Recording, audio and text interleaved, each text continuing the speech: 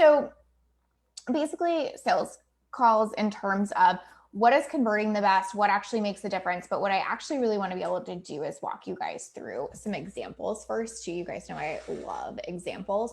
So I want to talk about like 3 types of calls that one of my clients had before she hired me and like how we talked about that. I want to tell you about another one of my clients who stopped using sales scripts.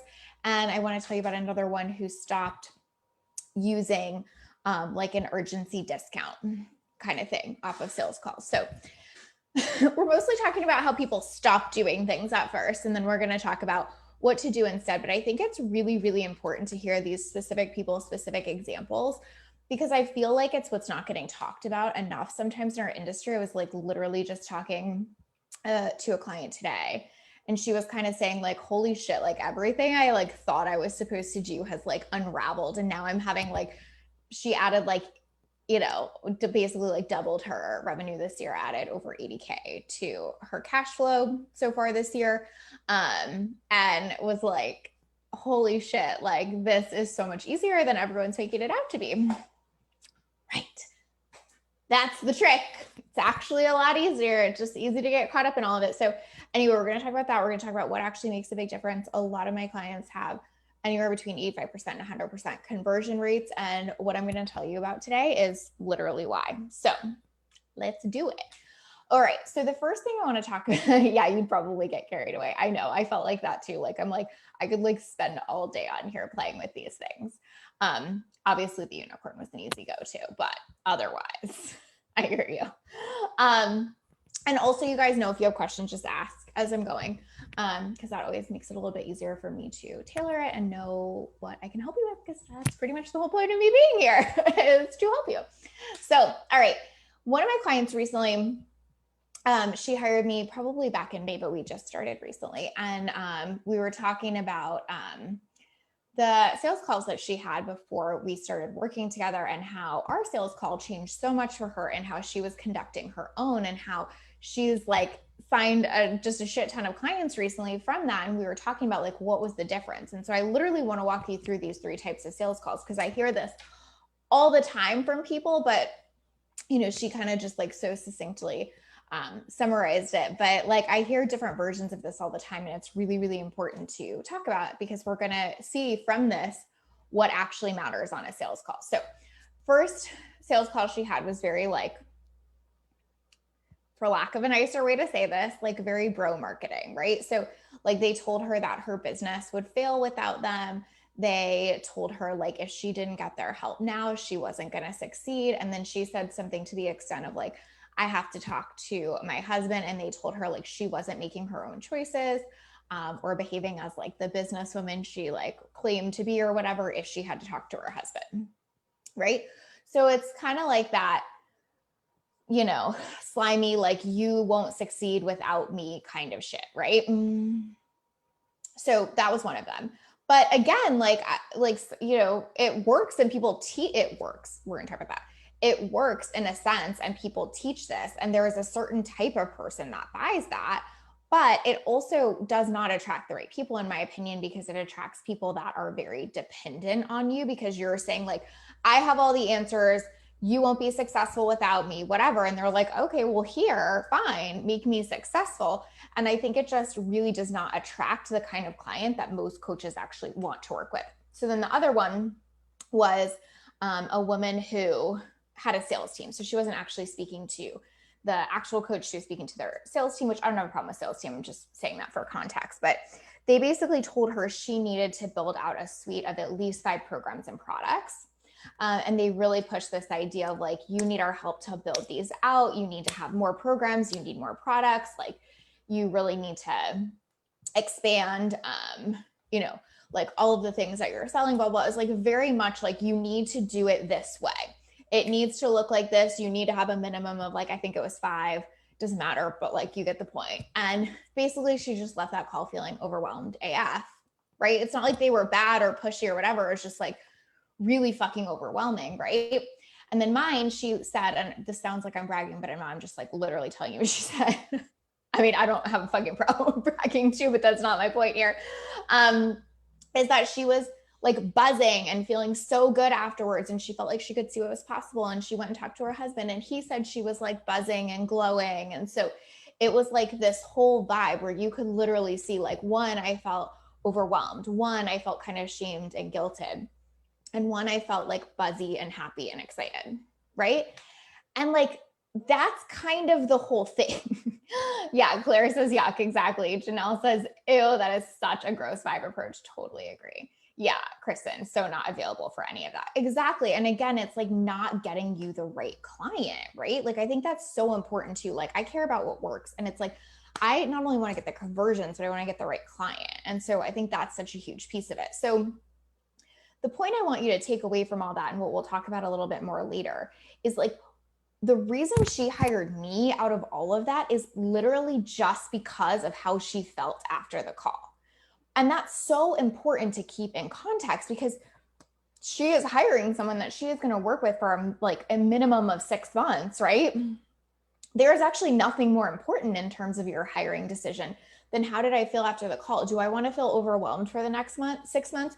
Do I want to feel shamed or guilty for the next 6 months? Or like, I'm giving over my success to someone else? No, I want to feel fucking good and buzzy and whatever, right? Like, I want more of that. Like, that is so, so important. Okay. So that's the first piece. Another example I want to give you is another one of my clients. She came to me and she was using a pretty specific sales script on every call. Like, she was obviously tailoring it a little bit, but I mean, there was definitely like, it was definitely very scripty, and she was like following the way she was kind of like taught she was supposed to sell. And she was maybe converting at about 50%. Here's the thing, like 50% isn't awful. Like, it's, not like the worst conversion rate by any means. It just wasn't where she wanted to be. But the real thing is she fucking hated sales calls. Okay. Like, hated them. So think about it like this. If I'm only converting at 50%, what do I need?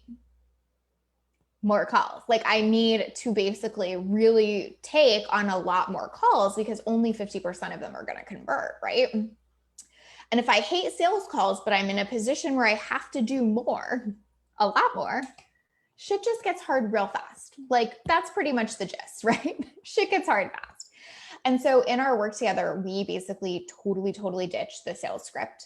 And she converts now at almost 100%. I'm hesitant to say 100, although I would say at times it's been pretty much that. But I mean, I do think like we need room to be able to say like some clients don't fit. But seriously, like, went from 50% with a sales script to completely ditching a sales script altogether and converting at or near 100%. Okay. So important. Again, we will come back to this, but it's about how we are making people feel. If I hate the sales script and I hate being on sales calls, what are the odds that I'm giving you a fucking great vibe? What are the odds you're leaving buzzy and happy and excited? They're just slim, right? Okay, last thing, or last example, not last thing. I have a lot of other things. Hi, Jen. Hi.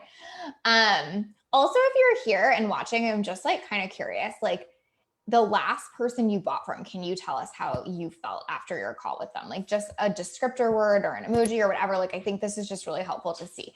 The last person you bought from, how did you feel after you talked to them? Tell me. I mean, you can give me more information than just an emoji, but if that's easier for you, feel free. Okay, so one of my clients, I actually wrote a post on this, but I don't think we've shared it yet. But I wrote a post on this a little bit ago that'll probably come out soon. But she basically said to me recently, and I like grabbed a screenshot of it and wrote a whole post on it, is she was using urgency discounts on her sales calls. So she would say something to the effect of like, oh, if you buy within the next 72 hours, you get blah, blah, blah, blah thing. I don't have a problem with that. And some of my clients do use that in their sales process. I don't think there is anything wrong with urgency discounts, just to be like totally clear and transparent here. However, what was cool about it is, well, several things. One is that she sells something that is like of all my clients, she sells one of the like least tangible things ever. Like ever. Like, I obviously won't say specifically, but like really, I think probably, the least tangible kind of like outcome that I've ever worked with And she's full and she continues to be full. She's on a wait list, all the things. And she said to me recently, like, oh yeah, I don't even like bother using the urgency discount anymore. It's like literally just not necessary. Like, I get that that was never the thing. Right. And like, it's good because it can help. It can help, like, that's how I want to say it. Like, it can help translate, right? Like, it can help you feel like, oh yeah, like that feels easy. That feels like an in, that feels like a good conversation to be having. But it's so good to see that it wasn't the thing. Like, she was like, oh, I see how like I needed that to feel good on a call, but that was really never the thing that was working. And it's just not necessary anymore because I get what converts. I get how to show up. I get how to make this work. Right? So cool. So I want to talk about how all of those fit together, what strategies you can use, all of that. But I really wanted to show all of this because I think those are all different examples of the fact that like sales are not about the script. Sales are not about the urgency discount. Sales are about how someone feels from your call, especially in the coaching industry, right? Which is a whole other conversation. But let me just read some of these. People said, excited, heard. Yeah, excited is another one. I love that. Another one for excited. I meant Harjot said, I feel like they didn't listen to me. So I'm assuming, did you buy or were you like a no to that? Let me know about that one. Tristan said, I've been on calls with people who didn't have anything to sell and tried to convince them to create something because of how they made me feel. Right. Totally. Yeah. I love that. Like, it's, again, it's just about like, how is it making me feel? If I feel excited, if I feel heard, if I feel amazing, like I want more. If I don't feel heard, if I feel overwhelmed, if I feel guilted, whatever, guess what? Like, I'm probably not buying. Ooh, that's a great one, Kristen. That is like one I endeavor for. So I like that one. I felt grounded. Such a good one. And like our brains connect that. Like if I feel like grounded with that person, for example, I feel like I'm buying grounded, feel like I'm buying that feeling. Do you know what I mean? And so there is nothing more valuable than that because, again, especially in the coaching industry, you are literally buying someone you are going to talk to at least once a week, if not multiple times a week for the foreseeable future, at least, you know, whatever your program is, 3 months, 6 months, whatever, right? Of course, it matters how you make them feel.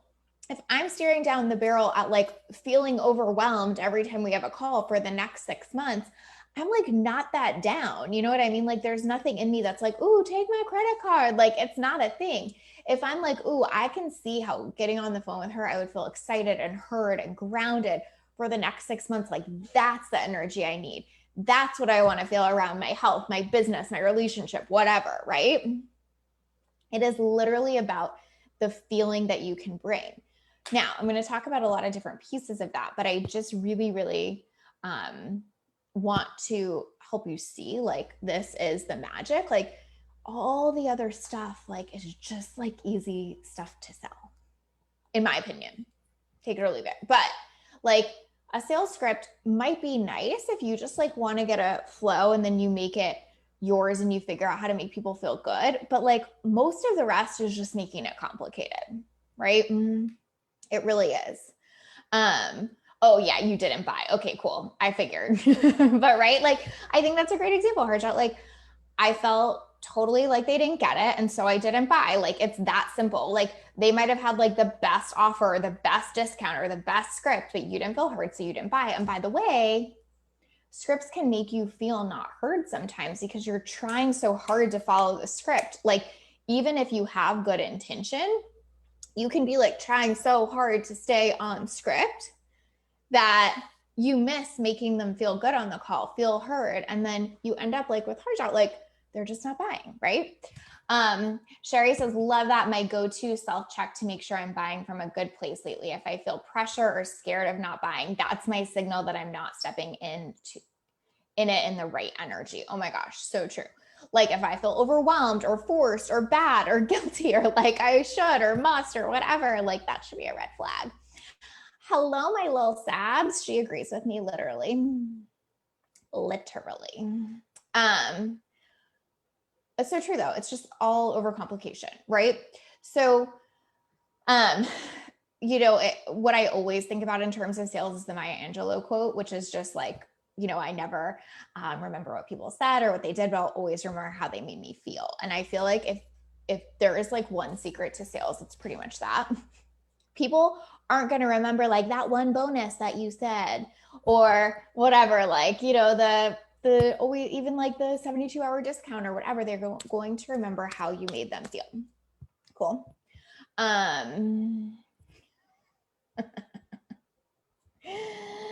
You are going to text me back or I'm going to come after you and find you. That sounds as creepy as I remember it to sound. Marianne says, I like an outline, but not a script. Totally. I think we all want to have like a flow and a vibe. I certainly do. And I certainly teach having a container that you follow because I think it creates safety in the call. And that's a whole other conversation. But I feel like that's super important. I'm glad you brought that up. I don't mean like wing everyone, right? But I do mean have a flow that feels good to you, that does not feel scripted, that actually supports you to make that person feel really good. And here's the thing, like, if you don't know what that is yet, that's okay. Like, don't feel like, oh my God, but I don't know what feels good on sales calls. That's okay. Like, but here's the thing. Most of the reason we feel like we don't know that is because, again, we're making it so complicated. We're like, sales is complicated versus like, I'm a person talking to another person and try to make them feel great and excited about what we could possibly do together. Like, start there. Like, that's all we're doing. Like, and I think so often sales feel so personal and we make them so about us. So this is kind of like one of my tips here. We make them so about us. It's like, is this person a yes? Are they going to buy? And I totally get that. Like, it's in your own business. You want to make money, like all of the things. But if you're like, my job on this call is to make this other person feel really great, it actually gets a lot easier. So like my first like little strategy here is make it about them and not you.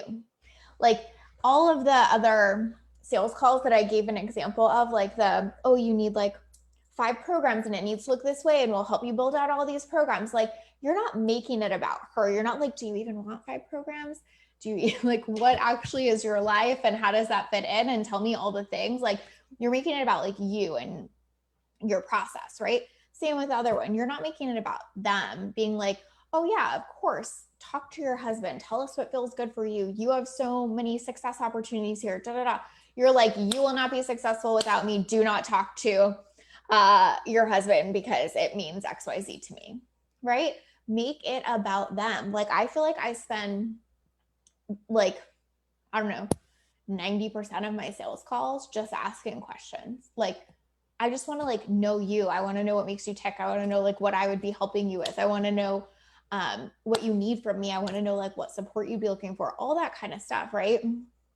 And so what they walk away with is feeling really good, really understood, like someone actually wants to listen, like someone cares, because I do, obviously. So make sure you do.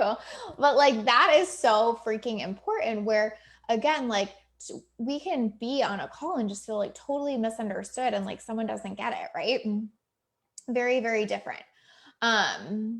And so the next thing too is like, empower them, right? Like, what do your clients want to feel and what do you want them to feel? So this, I'm going to use a business example here, but again, like any profession or any service, like whether you're helping someone with relationships or health or body image or whatever, right? But like, I want my clients to come to our work empowered and I want them to feel empowered. So part of my job on our sales call is to empower them to ask the right questions, make the right decision, figure out what's best for them. Like, just like I would in coaching, right? If I take all their power on a sales call and then they come to coaching, they go hand me all their power, right?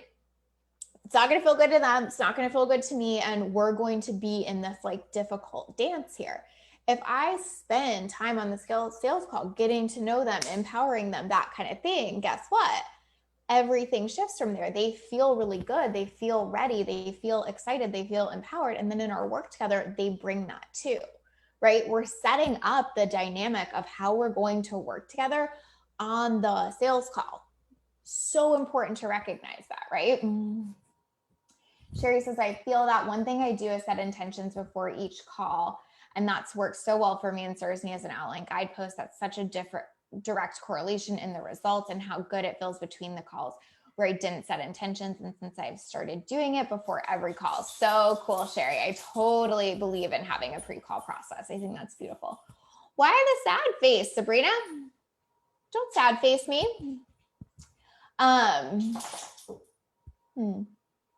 Okay.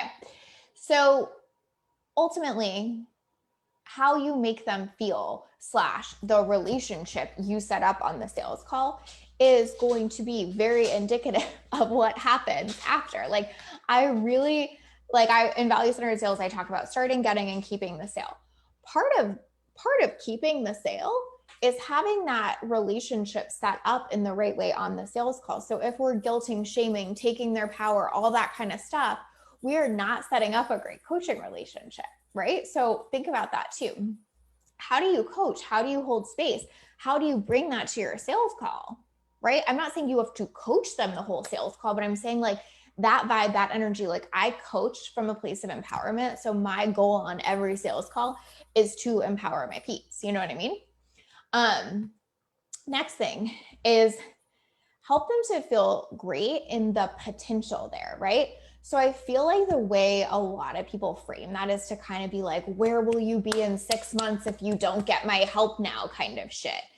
And again, I think it's like, that isn't a feel-good mechanism here, right? It's like, I don't know, I guess worse off. Like, I'm not saying you can't talk about their pain points, but I'm saying this whole idea of like, I'll paint the picture of where you won't be, so disempowering, so not good feeling, right?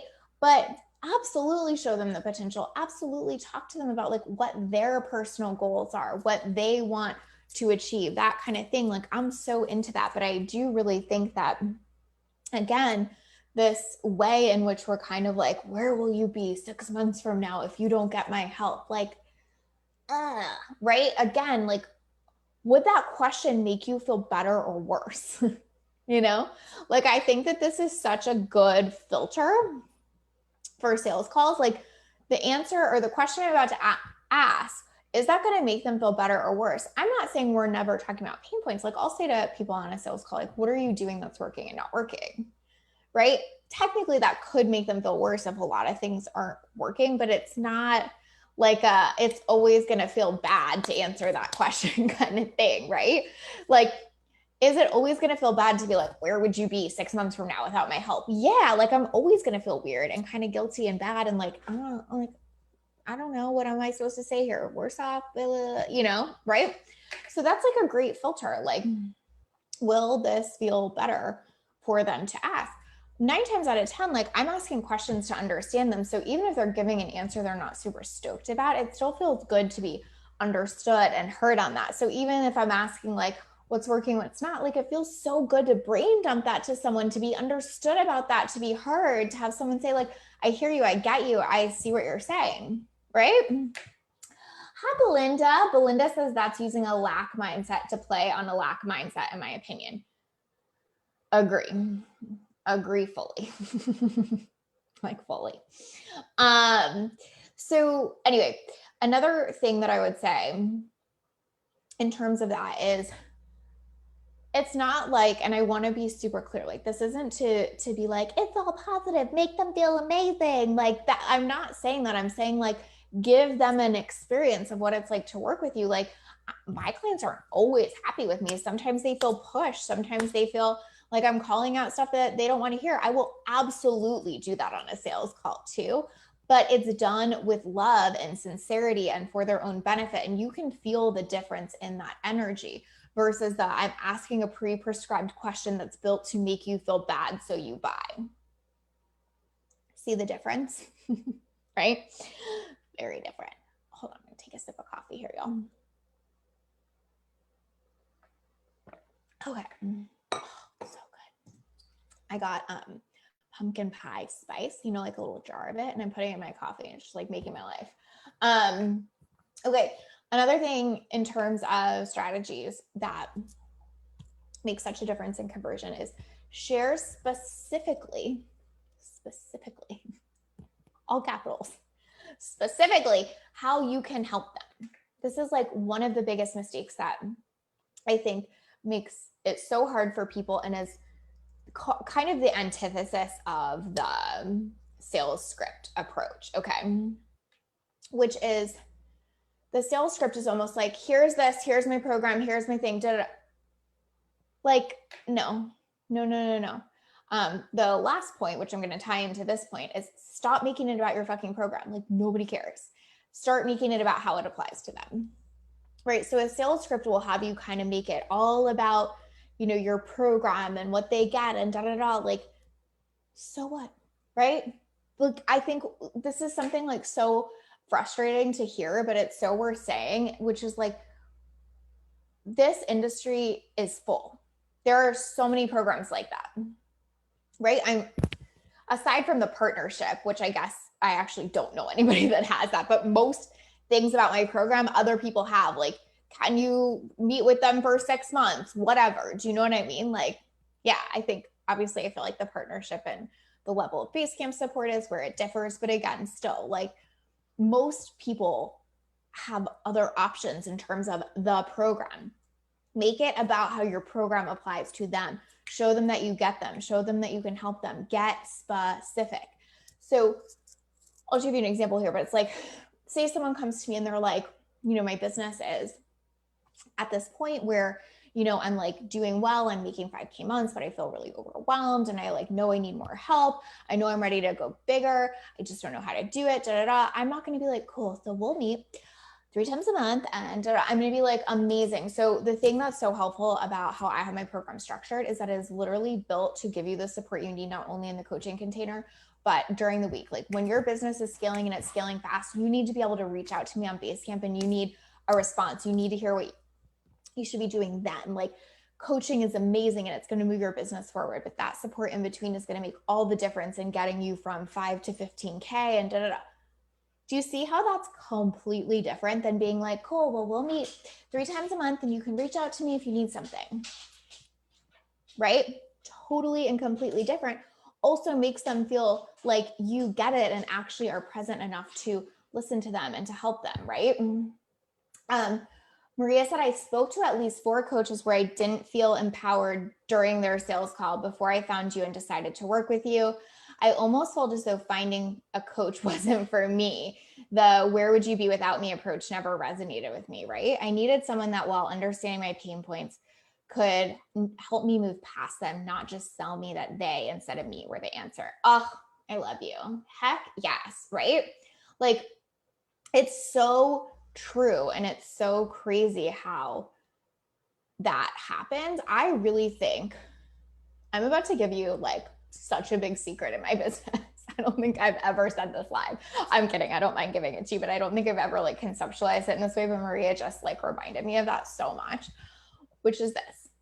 I feel like I have amazing clients and amazing results. Like, I feel like my clients get such incredible results. And I feel like I am so lucky. Like, every day I'm like, oh my God, like, I can't believe I get to like talk to these people every day and work with these people. Anyway, but I feel like one of the reasons that's true in my business specifically is because I am such a stickler for really, really empowering people on a sales call and not taking their power. And I feel like what that translates to is getting clients that are absolutely empowered and incredible and ready to take the lead. Like, Maria, you're such a good example of that. Like, you were ready to do that in your business, to like get out of your comfort zone, do new things, step out in new ways, like all of this stuff. And so that makes my job so much easier too, because you're there, you're ready, right? I really feel like this is one of the reasons I have such fantastic clients, is because of that exact thing. Like, I show up in a certain way on a sales call, they mirror that back and they love that. And then we move into a coaching relationship that feels super good and empowering on all levels, versus like what you're saying, right? Which is like, take your power. And then you're kind of like, ooh, do I want to go give my power to someone else? And there are people who do want that, but gosh, they're totally different to work with, right? So anyway, that's just like a little bit of perspective there, but it really is one of like, I feel like the reasons like I am so happy in my business and love one-on-one so much is because it really is like with clients that were just dreams to work with. So anyway, that's a whole thing. It's a whole other point, but super good and relevant here. What I was talking about though is like the specifics, right? So that example I gave about sharing exactly how that Basecamp support would be useful to her versus saying you have Basecamp support and tying that Basecamp support to the result she said she wanted. Like, it sounds so simple, but it is like one of the biggest things so many people are missing because they're trying to like hit all the bullet points and get it right versus like be present and apply things. And again, when you're trying to follow a sales script or you're trying to make sure you hit all the bullet points, it's really hard to be present enough to make those connections. So that's why like with so many of my clients, I like want them to throw out the sales script, and I feel like their conversion rates skyrocket because it helps them to just be in it, just be present, just be themselves on a call, right? One example I always give around this is like dating. Like, I could give someone else my like dating script that I said to Kenny on our first date that made him like, you know, think I was like amazing, and they could try it and like it would be so weird and not a thing, right? What works in dating? It's like showing up and being totally yourself and, you know, just like being who you are and like not following the script, right? And so it's kind of like that. Like, it's hysterical if you think about it. It's like someone's trying to decide if they want to like hang out with us and learn from us for 6 months, but we're using someone else's script to talk to them about that. Like, what the what? That doesn't even make sense, right? Anna says, do you do sales calls via phone or Zoom? And I let my potential client pick, basically. Like, I say, you know, we can meet via phone or Zoom. Like, here's the Zoom link if you want it. If you want to meet via phone, make sure I have your number. Let me know your preference, kind of thing. I find that again, is helping me personalize to them. Like, if it feels better for them to be on the phone, I'm down to be on the phone. If they would love to connect via video, I'd love to connect via video. But again, I think it's just like kind of nice to give them the preference, unless you know, you have some other reason not to. But for me, I feel like that personally works super well in terms of like, I want them to come comfortable. I want it to be about them. I want them to feel good. All of the things that we just talked about kind of applies there too.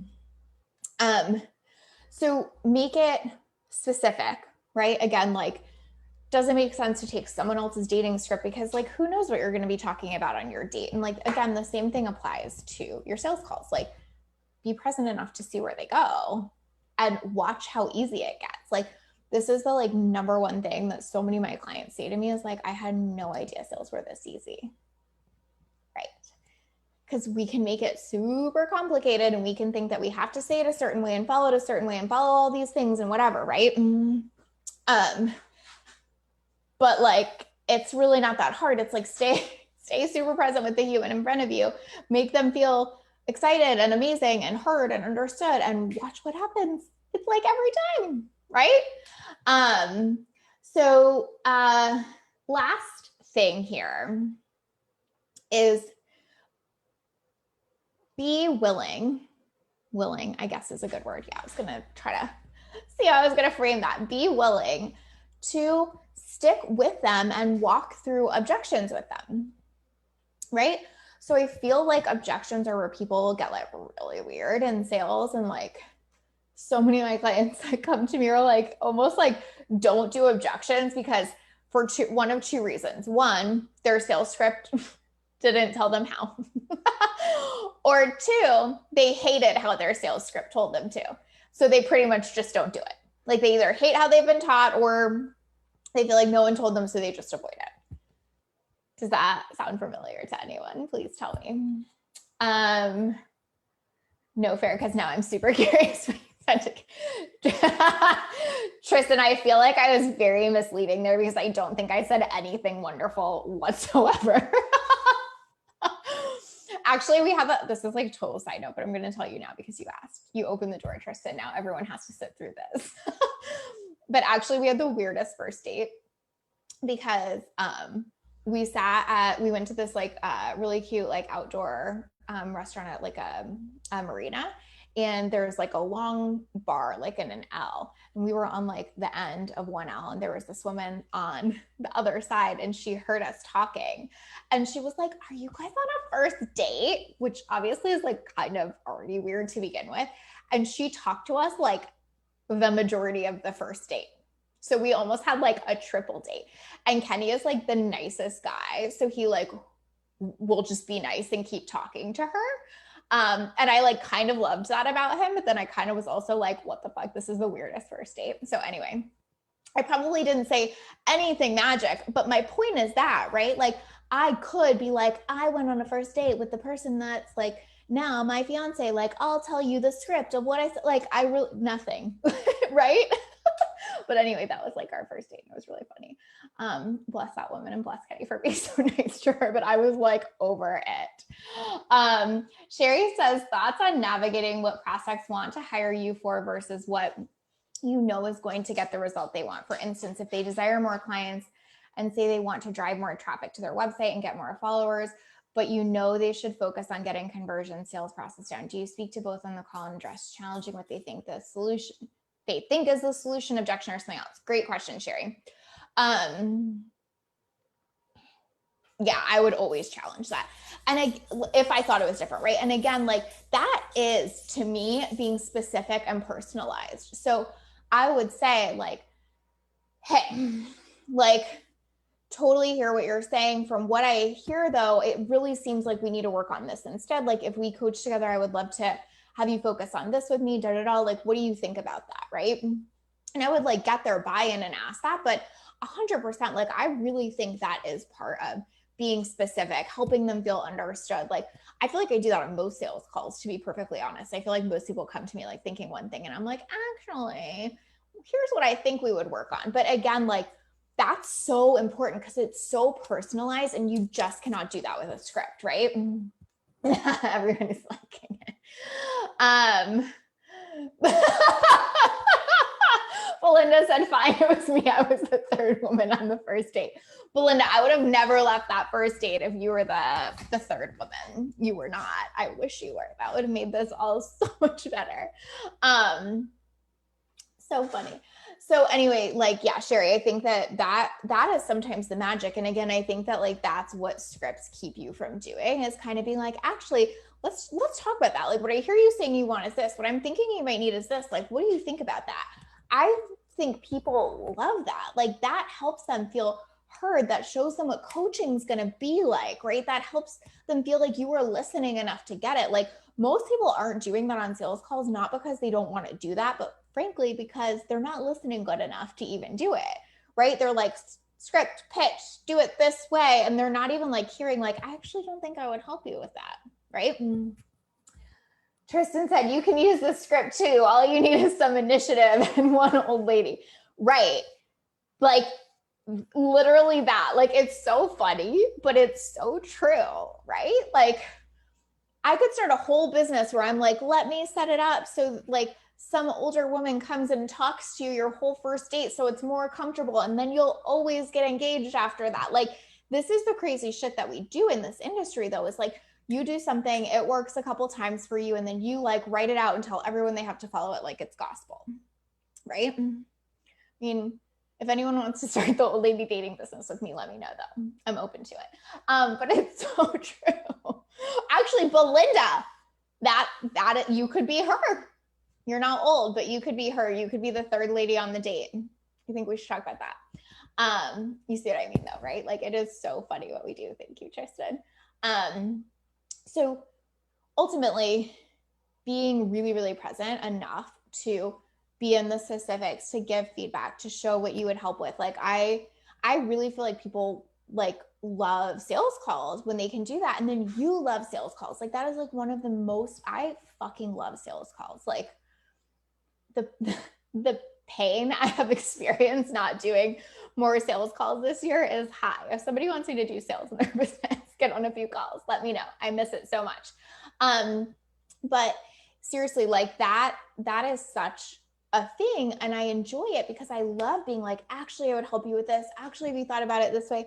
oh, you know what? You really want to hit this number. I think we could do it like this. I'm not like coaching them, but like giving that perspective, giving that permission, helping them see things differently. Like that is what leaves someone exciting and buzzing afterwards, right? Claire says, I love sales calls. Yes, Sherry, perfect.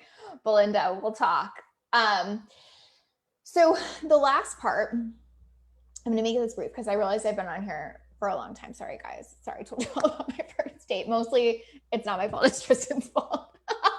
But the last piece is be willing to sit with them through objection. So anyway, like I was telling you before, like most people do not do that because they either feel like they don't know how, or they don't like how they were taught to do it, so they don't do it. But for me, I feel like, again, that does not leave them feeling good, right? So if I say to you like, oh gosh, I really want to hire you, but like I'm freaking out about money, I'm like, you know, it's super intense, whatever, and you say to me like, okay, bye, like let me know. I'm like, oh, should I feel bad? I feel weird. Oh, should I have even said that? That's so awkward. She obviously was like so not into that, whatever, right? You see what I mean? Like, even if you are like, if you just kind of like peace out, like that is a feeling too, right? I just shared like, oh, I'm freaking out. Like, I don't know if I have the time or the money or the this or that. And you're like, okay, well, you just let me know. Does that leave them feeling good? Seriously, like that Maya Angelou quote should be like your filter, right? Does that leave them feeling good? So for me, it's like, what I feel like leaves someone feeling good is, can I sit with them through that? Can I walk them through that? Can I hold space for that? Because that's what they're going to want in coaching. Like if you come to me in coaching and tell me something hard, am I going to be like, oh, wow, good luck with that. Let me know. Right? No, I'm going to be like, cool, let's talk about that. Let me hold space for that. What's keeping you stuck here? Let's dive in. Like, let me sit in this with you. That is what someone is going to feel amazing about, right? Let me sit in this with you. Let me be with you. Let me personalize this to you. Let me hear you. Let me see you. Let me understand you. Doesn't mean I have to like fix all your problems, but like if I am out, I don't know why I keep doing the peace sign, you guys, sorry. If I am out at the slightest, you know, idea that like you might not want it or something's uncomfortable, I'm making it about me again, right? If I'm like, cool, what can I do to support you through that? Let's talk about that more. Like, obviously, I'm not going to get into like all the ways to handle objections. You can join me in value-centered sales if you want that. I have all the videos on that. But seriously, like it really does change how they feel. Like you could have a great call, then they give you an objection and then you're like, bye. That is still indicative of how they think they're going to feel when they share hard shit with you in the future, right? So that is the other thing is like, if it's about how we make them feel, there you go. How am I making them feel around objections? Am I at the very least making them feel like I am willing to sit with them in that and walk them through that? Great fucking question, right? Yes, holding space is so key. Tristan's on it. So good. That's so funny. It really is. This is how the craziest businesses are born, right? But seriously, that piece connects it all together. Like, am I present with you? Am I here with you? Am I listening to you? Am I sitting with you and personalizing things to you and then sitting with you through the objections? Like if I can do all that, you are going to walk away buzzing, feeling amazing, right?